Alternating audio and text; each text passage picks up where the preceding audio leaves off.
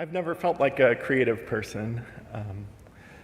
Education and the necessities of life have always pushed me towards more technical endeavors.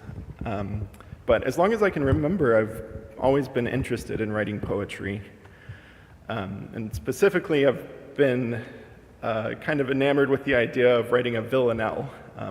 A villanelle is an old form of poetry with a very strict form and repeating refrains throughout the poem. So it often lends itself to ideas of obsession, where those repeating refrains come back up.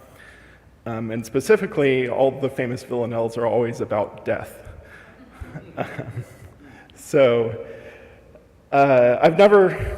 It took me a really long time to get around to writing poetry, mostly because I never felt like I had an idea that was worth saying. But one idea stuck out to me, which was kind of a dry play on a villanelle, sort of mocking fun at the idea of always writing poetry about death.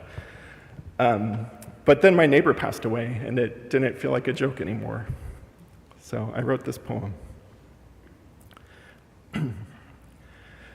When someone dies, I'll write a villanelle. Where minor trials are cringeful to inflate, I crave sincerity the grave compels. What depth of soul can corporate drones upwell? For major tragedy I lie in wait. When someone dies, I'll write a villanelle. In palliative retreat my neighbor dwells. May verse pour Green Bay waves to adulate. I crave sincerity the grave compels.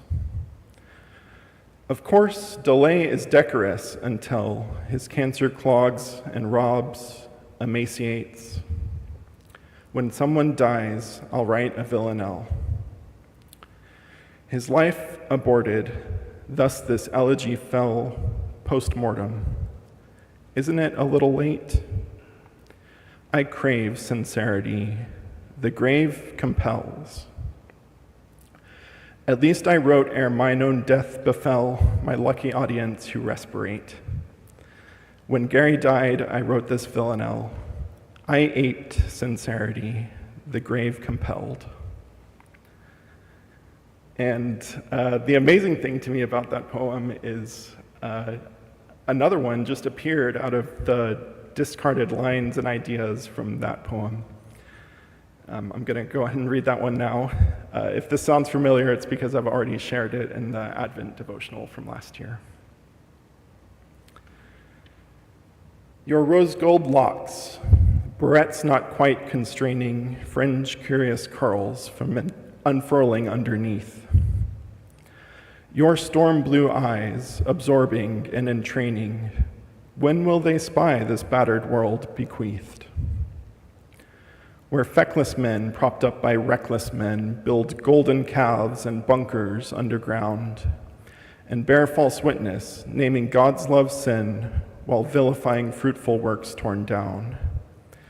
And me, complicit in our social banes, how vitriolically I serve chastisements while working where they hack our very brains to draw their dopamine from advertisements. Perhaps my doubt will temper teenage woe. May holy wisdom guide us as you grow.